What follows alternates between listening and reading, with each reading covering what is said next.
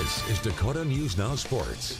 We're still the better part of the year away from the tee-off from the 2024 Sanford International Tournament, but already one familiar face will be back at this year's event. Jansa has received a sponsor exemption to compete in this upcoming September, looking to improve on his overall performance from last year after finishing tied for 55th. The Sioux Falls local drew big crowds last year at last year's tournament and will be looking to do the same thing this year. A sponsor's exemption on the PGA Tour Champions is when the title sponsor invites a non-exempt player to the event by bypassing local qualifying. This is the second year in a row that Jansa has received an exemption.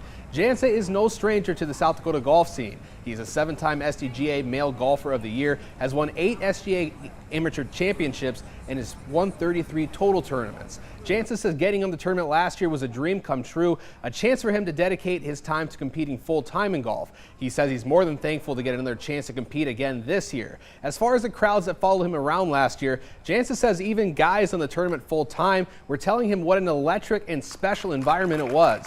He says getting to share that experience with his family and friends is something he'll never forget, and the Sanford International is a great opportunity for people who don't know much about golf to come out and see some of the best to ever do it compete in South Dakota.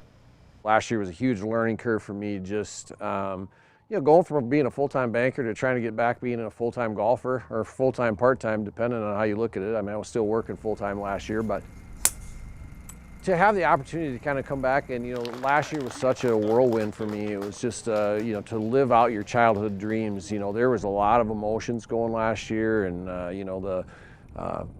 just adjusting and trying to get to where you're comfortable playing golf, in front of that many people, obviously. I've had experiences, before playing in front of a few hundred people, but not, thousands of people. So, but that's really what I was trying to do. That's what I want to do.